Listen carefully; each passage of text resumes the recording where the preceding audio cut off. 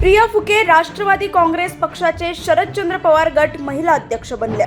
मानले सुप्रिया सुळे यांचे विशेष आभार. नागपूर शहरात संघटना मजबूत करण्यासाठी पक्षानं काही मोठे बदल केलेत.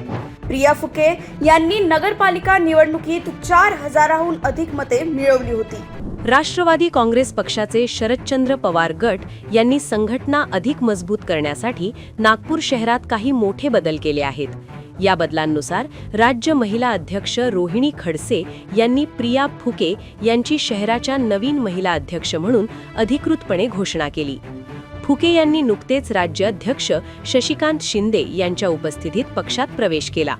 नुकत्याच पार पडलेल्या नागपूर महानगरपालिका निवडणुकीत अपक्ष उमेदवार म्हणून 4,000हून अधिक मते मिळवून त्यांनी आपल्या पाठिंब्याची ताकद सिद्ध केली होती. नियुक्तीनंतर आयोजित एका कार्यक्रमात फुके यांनी आपल्या पदाचा कार्यभार स्वीकारला आणि पक्षाच्या नेतृत्वातील सुप्रिया सुळे यांचे विशेष आभार मानले. याप्रसंगी नागपूर शहर अध्यक्ष दुनेश्वर पेठे, अफजल फारुकी, शैलेंद्र तिवारी, महेंद्र भांगे, दिनकर बांगखेडे, सय्यद अहमद, आसिफ खान, कादिर शोख, प्रकाश लिखणकर, शोखर पाटील यांच्यासह इतर पदाधिकारी आणि कार्यकर्ते उपस्थित होते. या व्यतिरिक्त नवनियुक्त राष्ट्रवादी काँग्रेस पक्षाचे शरदचंद्र पवार गट शहर महिला अध्यक्षा प्रिया फुके यांनी या यशाचे श्रेय आपल्या आईला आणि संपूर्ण कुटुंबाला दिले. त्यांनी आपल्या निवासस्थानी दिलेल्या एका मुलाखतीत हे विधान केले आणि पुढे असेही सांगितले की महिलांना घराबाहेरील आव्हानांना सामोरे जाण्यासाठी कौटुंबिक पाठिंबा अत्यंत महत्त्वाचा असतो. नमस्कार, माझं नाव प्रिया संकेत फुके. मी सध्या कालच पदग्रहण केलेलं आहे नागपूर महिला अध्यक्ष म्हणून. आणि राष्ट्रवादी शरदचंद्र पवार पक्षाने मला खूप मोठी जिम्मेदारी दिली आहे महिलांसाठी. आणि त्यांनी माझ्यावर जो विश्वास दाखवला आहे, शरद पवार साहेबांनी, आदरणीय शरद पवार साहेबांनी, आदरणीय सुप्रिया ताईंनी, आदरणीय जयंत पाटील साहेबांनी, शशिकांत शिंदे साहेबांनी, आदरणीय अनिल देशमुख काकांनी आणि आपले बंग साहेबांनी आणि दुनेश्वर पेठे दादांनी आणि रोहिणीताई खडसे यांनी माझ्यावर फार खूप मोठा विश्वास दाखवलेला आहे. त्या विश्वासाला मला जपायचं आहे आणि त्या विश्वासाला घेऊन मला महिलांसाठी काम करायचं आहे. आणि आमच्या पक्षाचे जे विचार आहेत, शरद पवार साहेबांचे जे विचार आहेत, सुप्रियाताईंचे जे विचार आहेत, ते विचार मला जनतेपर्यंत पोहोचवायचे आहे. आणि आमचा संघटना, आमची जी आमचा जो पक्ष आहे त्याला कसं वाढवता येईल आणि स्त्री शक्तीने हा पक्ष कसा वाढेल याच्यासाठी मी नक्की काम करेल. आणि जे काही आजकाल आपण बघतो, स्त्रियांसोबत खूप गोष्टी घडतात आणि बऱ्याच स्त्रिया समोर येऊन बोलायला पाहत नाही, घाबरतात. पण त्यांच्यासाठी आता मी उभी राहील. मी पण अशा बऱ्याच गोष्टी फेस केलेल्या आहे, मी बघितलेल्या आहे. आता तळामाळातल्या ज्याही महिला असतील नागपूर शहरातल्या, त्या महिलांसाठी पहिल्यांदा उभी राहणारी प्रिया फुके राहील आणि मी जपून त्यांच्यासाठी उभी राहून त्यांच्यासाठी काम करेन.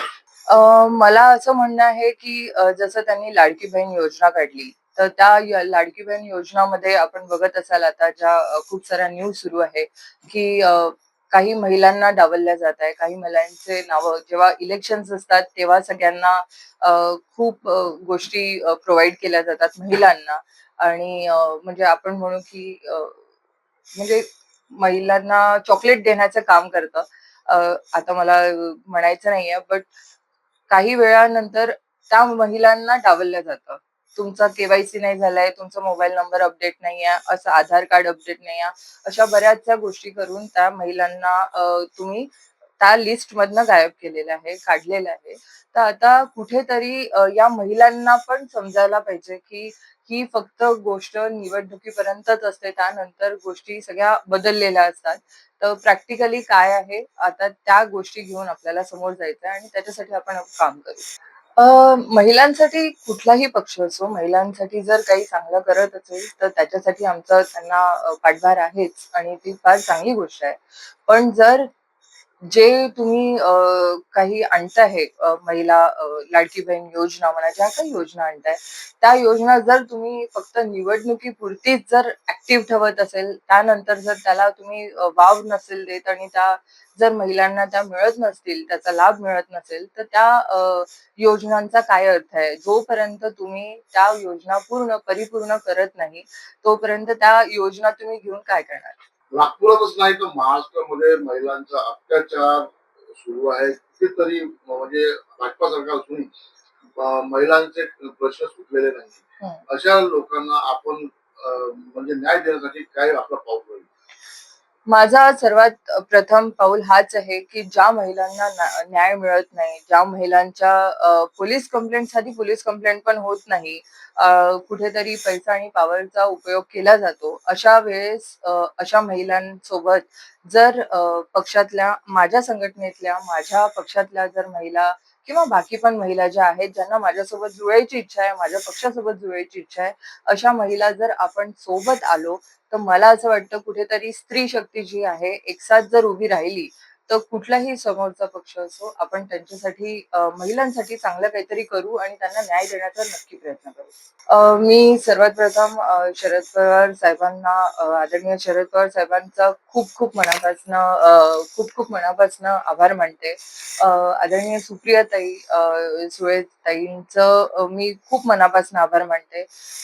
कारण रोहिणीताई जेव्हा माझी केस होती तेव्हा रोहिणीताईंनी आणि सुप्रियाताईंनी मला फार साथ दिला.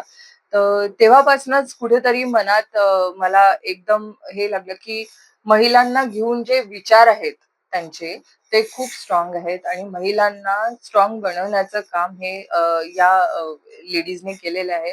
तर कुठेतरी त्या महिलांना मला जॉइन करायचं होतं. त्यांचा खूप मोठा पाठभार आहे. शशिकांत शिंदे साहेबांचा, अनिल देशमुख साहेबांचा, जुनेश्वर पेठे दादांचा आणि रोहितदादा पवार यांचा.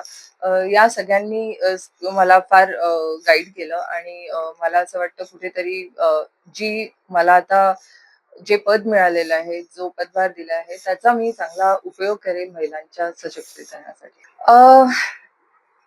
भूमिका तर आहे.